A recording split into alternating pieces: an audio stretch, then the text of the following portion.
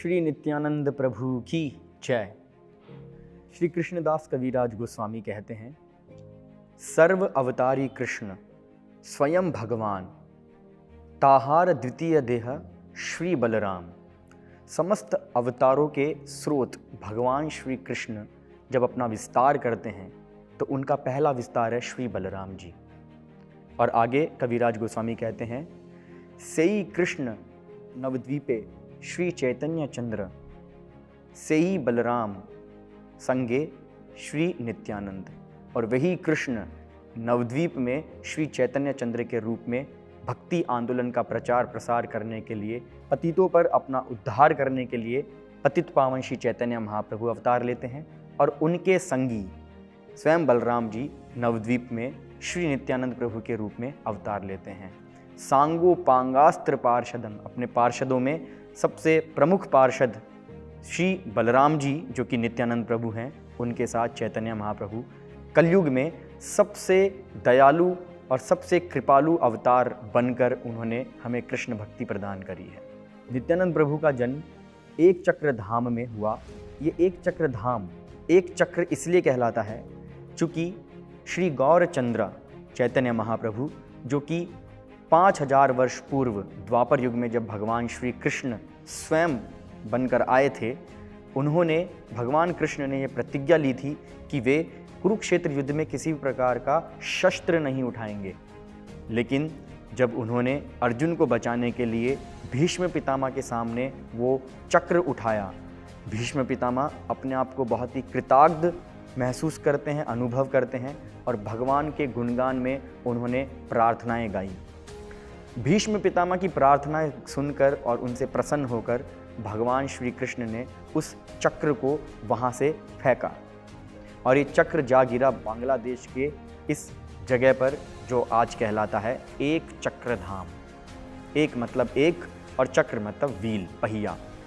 तो इस स्थान पर एक चक्र धाम पर श्री नित्यानंद प्रभु ने अवतार लिया। भगवान के माता और भगवान के पिता वे स्वयं चुनकर आते हैं।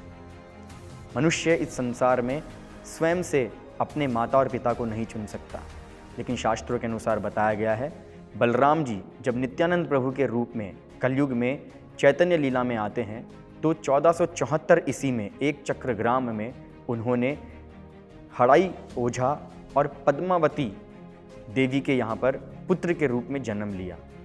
हड़ाई ओझा जो कि स्वयं रामचंद्र जी के पिता दशरथ एवं स्वयं कृष्ण के पिता वसुदेव के कंबाइंड संयोग अवतार हैं। और वहीं पद्मावती जो कि रामचंद्र लीला में माँ लक्ष्मण जी की माता सुमित्रा हैं और कृष्ण लीला में जो कि बलराम जी की मदर रेवती हैं, उनके कंबाइंड इनकारनेशन हैं, उनके कंबाइंड संयोग अवतार हैं पद्मावती देवी। इनके घर में नित्यानंद प्रभु ने अवतार लिया।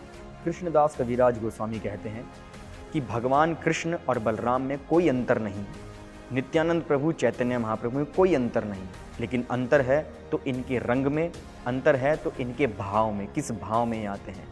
कृष्ण जो कि कहलाते हैं the supreme personality of God head, सभी भगवानों के सर्वोच्च भगवान जो अपने भगवत भाव में सभी से सेवा प्राप्त करते हैं।